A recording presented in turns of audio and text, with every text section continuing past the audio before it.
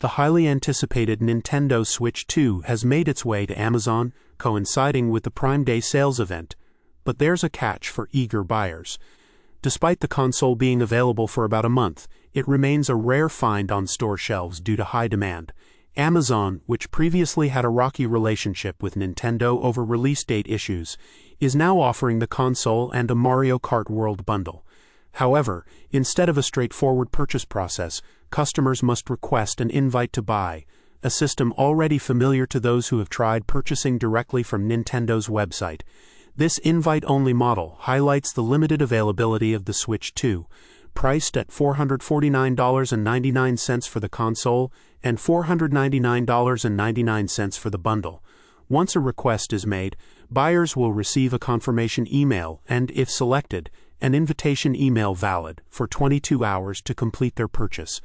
This approach ensures that stock is allocated fairly among interested customers, although it requires potential buyers to remain vigilant for their opportunity to secure the console. The move to include the Switch 2 in Amazon's offerings marks a significant step in resolving past distribution issues and provides another avenue for gamers to get their hands on the latest Nintendo hardware.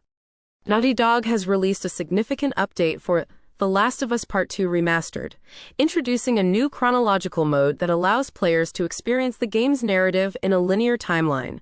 This mode reorganizes the intertwined stories of Ellie and Abby into a straightforward sequence, diverging from the original non-linear storytelling that utilized flashbacks and present-day events to build tension and develop character motivations. While the traditional narrative structure was praised for challenging players' perceptions of the characters, the new mode offers an alternative perspective that may deepen players' understanding of the protagonist's complex relationship.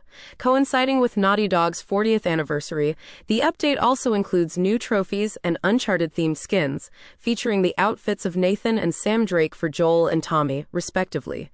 This crossover is a playful nod to Naughty Dog's iconic Uncharted series and marks the first visual reference to these characters within the Last of Us universe. Additionally, the update enhances the no-return roguelike survival mode and improves performance on both PlayStation 5 and PC platforms. The introduction of the chronological mode and other features reflects Naughty Dog's commitment to enriching player engagement and expanding the game's replayability. As the gaming community debates the impact of this change on the emotional and thematic experience, the update provides a fresh way to engage with the beloved game. Meanwhile, fans can look forward to the next chapter of The Last of Us with HBO's Season 2 adaptation, as Neil Druckmann focuses on an upcoming sci-fi project, Intergalactic. Capcom has reiterated the importance of the Mega Man franchise despite the lack of new releases in recent years. Known as the Blue Bomber, Mega Man was a staple of Capcom's lineup from 1990 to 1996, with 13 games released during that period. However, since 1996, only 5 mainline games have been produced, with the last major release being Mega Man 11 in 2018. In a recent investor Q&A, Capcom emphasized that Mega Man remains a crucial intellectual property, IP, for the company, and they are exploring ways to develop it further. This statement comes amid growing demand from overseas markets and fans eager for a new installment. The apparent stagnation in the Mega Man series is contrasted with the success of other Capcom franchises like Monster Hunter, which recently saw significant sales milestones. Mega Man 11 sold 2 million copies over several years, while Monster Hunter Wilds sold over 10 million units in its first month. This disparity might explain Capcom's hesitance to prioritize new Mega Man projects. Despite this, fans remain hopeful for a revitalized Mega Man experience, whether through new games or collections of past titles. The franchise's enduring popularity suggests that a successful reboot could capture the attention of both nostalgic fans and a new generation of players. In a recent interview, former Microsoft executive Peter Moore reflected on the pivotal decision to invest $1.15 billion to address the Xbox 360's notorious Red Ring of Death issue. This hardware failure, which caused consoles to become inoperable, posed a significant threat to the Xbox brand's survival. Moore, who played a crucial role in launching both the original Xbox and the Xbox 360, emphasized that the substantial financial commitment was essential to preserving the brand's future. He suggested that without this intervention, the Xbox brand might not have endured, highlighting the importance of maintaining consumer trust and brand integrity in the gaming industry. Despite this historical success in crisis management, the current state of Xbox faces challenges, as evidenced by recent layoffs affecting Microsoft and its gaming division. This marks the fourth major round of layoffs in 18 months, even as Microsoft Gaming CEO Phil Spencer assures that the platform's game roadmap and player engagement are stronger than ever. The layoffs have sparked concern among developers and industry watchers, raising questions about the future direction and stability of the Xbox brand. Moore's reflections underscore the ongoing importance of strategic investments and adaptability in the competitive gaming landscape. In June 2025, Death Stranding 2, On the Beach, the latest title from renowned game designer Hideo Kojima, quickly climbed to the top of the PS5 charts in North America despite a late-month release. Known for its unique blend of action and exploration, the original Death Stranding gained a cult following for its innovative gameplay and narrative depth. The sequel's strong debut illustrates Kojima's continued influence in the gaming industry and the anticipation surrounding his projects. Meanwhile, in the European Union, the arcade-style soccer game Rematch claimed the top spot, showcasing its broad appeal across different regions. Additionally, classic titles like Grand Theft Auto 5 and Mortal Kombat 11 remained popular on the charts, indicating the enduring interest in these franchises. On the PS4 front, Star Wars Battlefront 2 saw a resurgence, topping the charts in both North America and Europe, potentially driven by community interest in a potential sequel. For PSVR 2, Skydance's Behemoth led the charts, though the limited competition in the VR space might have contributed to its success. Among free-to-play games, Splitgate 2 dominated in North America, while Fortnite maintained its stronghold in Europe, reflecting the ongoing popularity of these multiplayer experiences.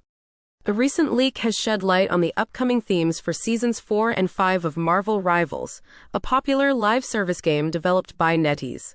According to the leaker X0X_leak, Season 4 will focus on K'un-Lun, a mystical location within the Marvel Universe known as the birthplace of the Iron Fist. This theme is expected to introduce new map designs and character skins inspired by the Iron Fist comics, particularly featuring Lin Lai, the current Iron Fist in the game. The introduction of K'un-Lun could offer players a fresh and immersive experience, drawing from the rich lore associated with the Iron Fist and potentially incorporating other related characters from the Marvel Universe. In contrast, the theme for Season 5 is rumored to revolve around love and romance, a surprising direction given the game's typical emphasis on action and combat.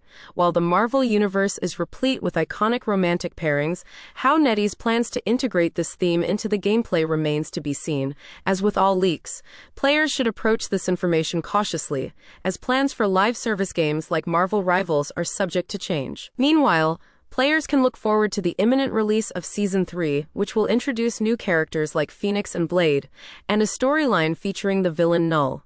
These developments are poised to keep the game fresh and engaging for its player base.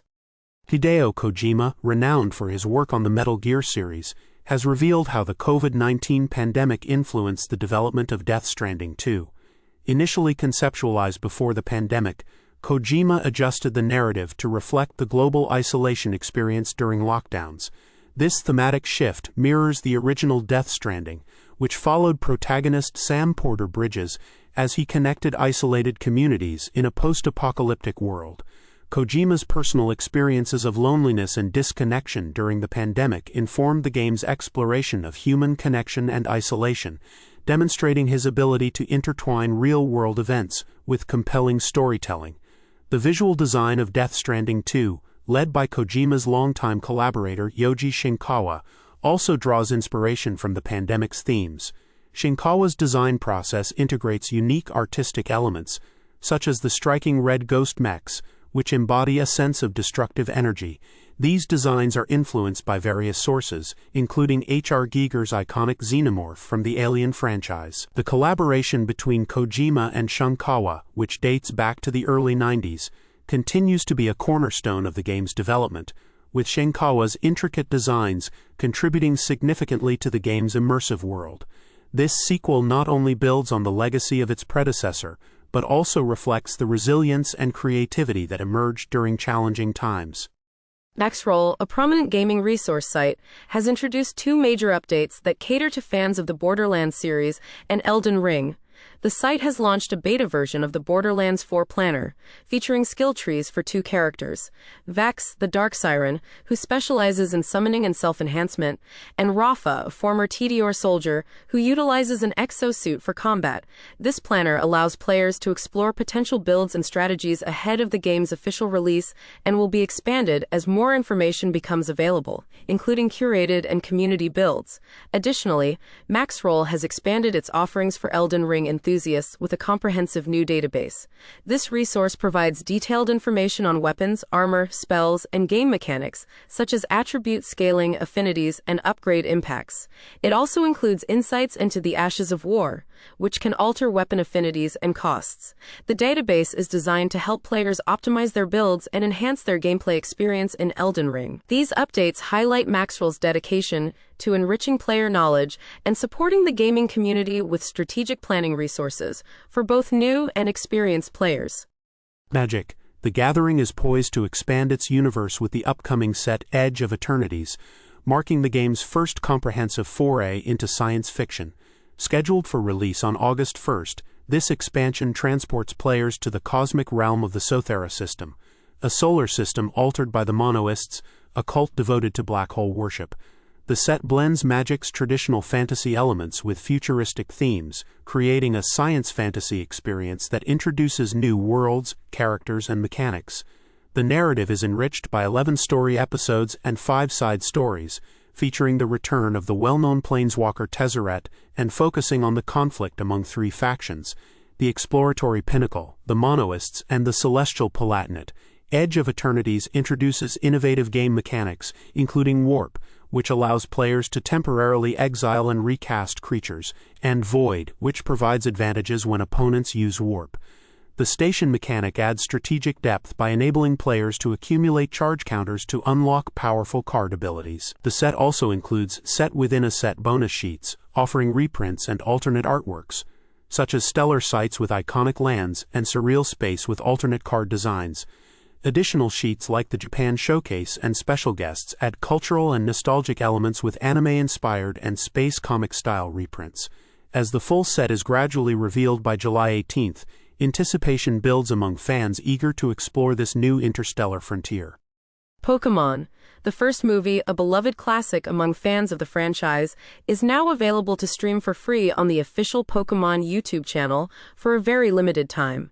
Originally released in Japan in 1998 and in the United States in 1999, the film marked the first theatrical release for the Pokémon anime series. Directed by Kunihiko Uyama, it features an original storyline where Ash Ketchum encounters the legendary Pokémon Mew and Mewtwo for the first time. This movie is particularly nostalgic for fans who remember the peak popularity of the Pokémon TV anime series during that era. The significance of streaming this film for free lies in its timing, as the Pokémon franchise approaches its 30th anniversary. This initiative allows both longtime fans and newcomers to revisit or experience for the first time the movie that helped propel Pokémon into a global phenomenon. While the future of Pokémon's theatrical releases remains uncertain, with no new films announced since Pokémon Secrets of the Jungle in 2021, this streaming event provides an opportunity to celebrate the franchise's rich history.